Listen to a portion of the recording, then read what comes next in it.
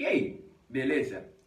Hoje nós vamos falar sobre o terceiro pilar de ouvir e permanecer ouvindo a voz de Deus. E esse terceiro pilar, mas não menos importante, pelo contrário, extremamente necessário, é o jejum. Mas o que é o jejum? O jejum é uma moeda de troca? Se eu quero alguma coisa de Deus, ele vê o meu sacrifício, então ele me entrega? Então, quanto pior ou mais sacrifício for o jejum, mais fácil de eu ganhar o que eu quero? E é só eu fazer e Deus vai ver meu sofrimento, então ele vai me entregar? Não, cara, não é isso.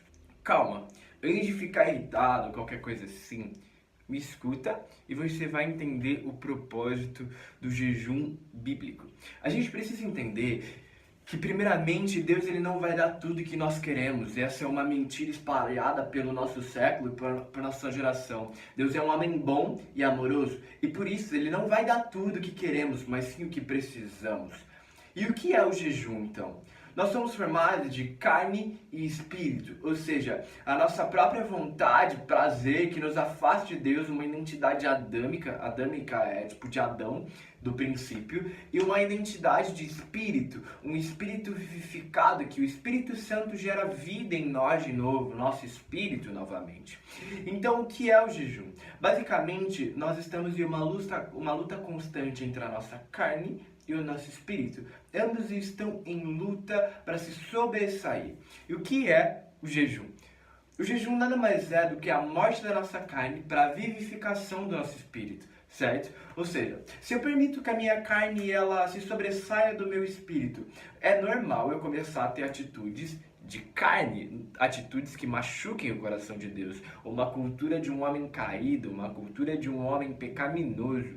Então, mas se eu começo a matar a minha carne e vivificar o meu espírito, é a facilidade para que eu escute o Espírito Santo, que também é espírito, veja lá, estou matando a minha carne e vivificando o meu espírito, logo ele fica mais sensível a outro espírito. Qual é esse espírito? O Espírito Santo.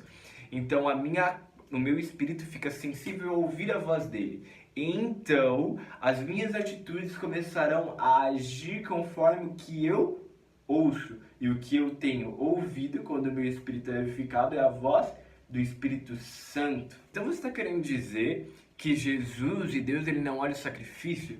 Mano, não é isso. A parada é que Jesus conquistou o nosso lugar de intimidade com Deus na cruz. Você não pode fazer isso por você mesmo, meu querido. Desculpa. Só Jesus pode fazer isso e ele já fez.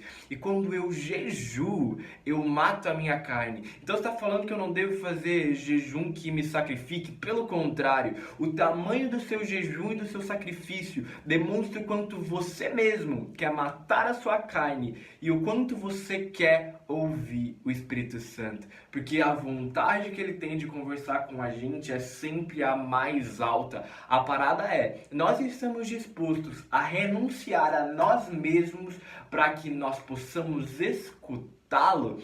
Então, é por isso que inúmeras vezes as pessoas fazem jejum para determinada situação e aquela determinada situação ocorre bem. Por quê? Porque Deus viu o tamanho do sacrifício? Não, cara, porque nós paramos para ouvir o que Deus queria fazer e então fizemos do jeito que Ele queria. É por isso que dá certo, porque nós paramos para ouvir, nós somos feitos para ouvir a Deus, cara. Quer uma base bíblica? Certa vez, os discípulos de João Batista, isso está em Mateus 9, chegam em Jesus e falam: Ei, os discípulos de João, os discípulos dos fariseus jejuam, mas por que os seus discípulos não jejuam? Então Jesus, com a sua doce voz, responde: Por algum acaso, os homens e os convidados ficariam de luto enquanto ainda o noivo caminham entre vós? Porém, quando o noivo for tomado, então eles jejuarão. Responde para mim, qual é a necessidade dos homens daquela época, dos 12 discípulos, estarem fazendo jejum para ouvir a voz de Deus, sendo que o próprio Cristo era Emanuel, que significa Deus está entre nós? Eles não precisavam, tentar ouvir a voz de Deus, sendo que o próprio Deus estava ali, sabe? Porém, quando o noivo for tomado, ou seja, quando Jesus voltasse ao céu, então eles começariam a jejuar, porque para escutar a voz do Espírito Santo e fazer o que o Espírito Santo queria fazer. É por isso que a igreja de Atos deu tão certo, porque eles estavam constantemente mortificando a carne deles, renunciando à vontade deles, para ouvir o caráter e a identidade do Espírito Santo, cara. Você pode pesquisar todos, literalmente todos os homens de Deus que marcaram o mundo, eles tinham uma vida constante de jejum.